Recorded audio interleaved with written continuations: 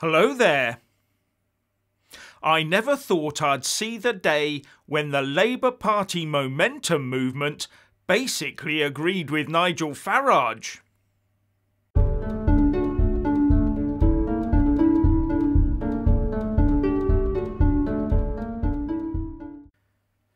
Well, there's one for the records. The Tory MP for Bury South, Christian Wakeford, crossed the floor to join the Labour Party in opposition just before Prime Minister's questions this lunchtime. Now, the Labour leader, Sir Keir Starmer, looked very happy about this and preened himself as he stood up at the first opportunity and welcomed Wakeford into his fold. Presumably while the rest of the people watching proceedings on their telly asked, "Who's this Wakeford bloke anyway?" In fact, I would bet when Boris was informed of this, as he prepared for his PMQ session, that he also said, "Who's this Wakeford chap anyway?" And the Telegraph's Stephen Edgington tweeted, "To be fair to Christian Wakeford, it's quite easy to defect to Labour at the moment, when both parties are near identical." But taking an MP from the Tories and stuffing him into the opposition benches hasn't been as readily welcomed by everyone on the left. In fact, the hard left momentum faction of the Labour Party is fuming. They are saying that Wakeford should be nowhere near the Labour Party, and that Keir Starmer should throw him out of the party and that a by-election should be called immediately. Seemingly forgetting that to force a by-election, the sitting MP has to die, resign, or be found guilty of a serious offence.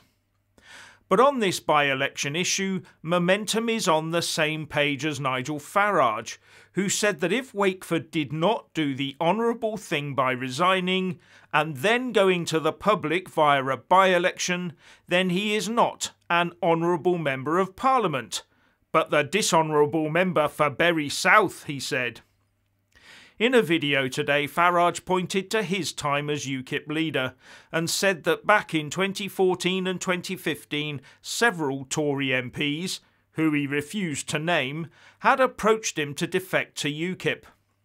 But when Farage told them they would have to resign first and then stand for UKIP in the resulting by-election, only two were honourable enough to put themselves through that process: Douglas Carswell and Mark Reckless, who both successfully held their seats despite defecting from the Tories to UKIP. And Farage said that Wakeford should do the same honourable thing.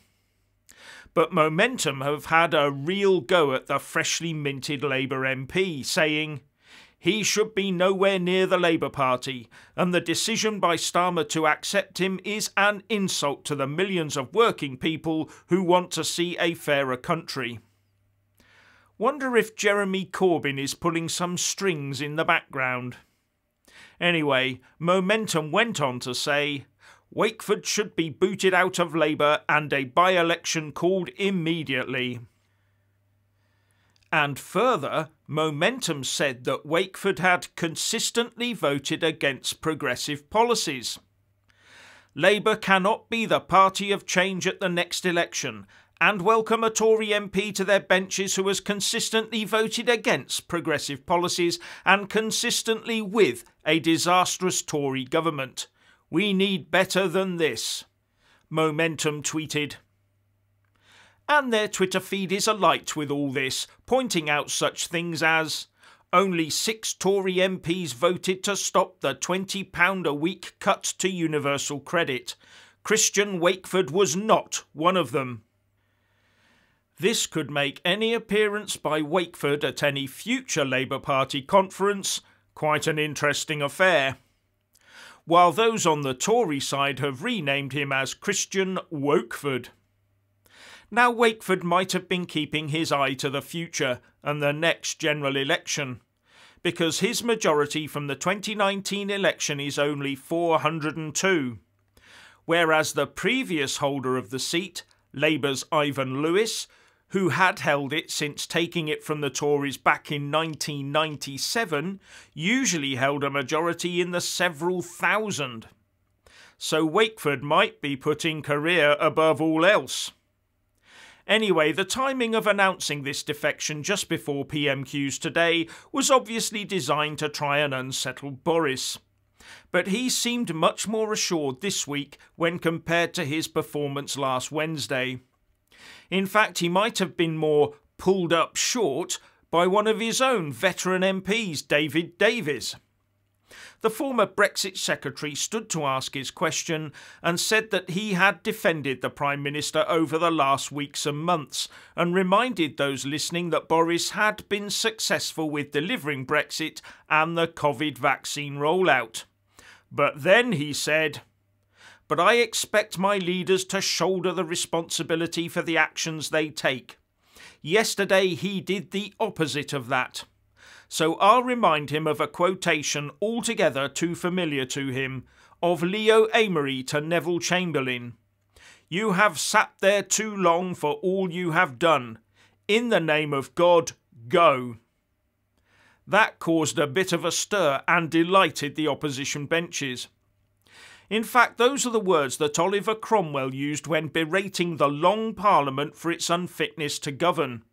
And the words were taken and repurposed first by Tory MP Leo Amery to Neville Chamberlain, and now by Davies to Johnson.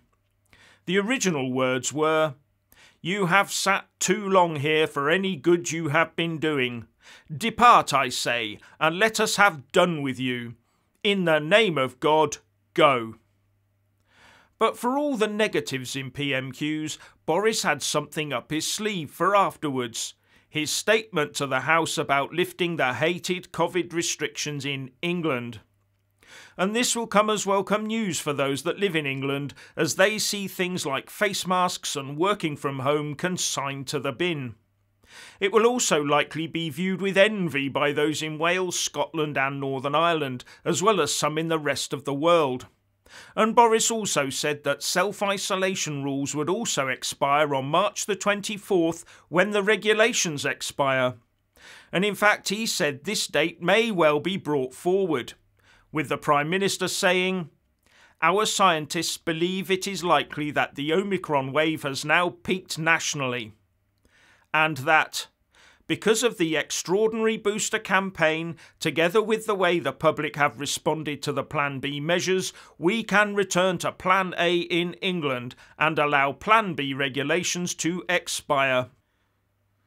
Now, Boris did make a lot of comparisons today between what he's doing by lifting restrictions and comparing it to what the situation would be like under a Labour regime, saying that we'd still be locked down now if Starmer had had his way, and also that the vaccine rollout would have been much slower under Labour as they would have kept us tied to the European Medicines Agency. So he's obviously pushing his strategic decision-making abilities while apologising for lapses in judgment over his, social-like work gatherings.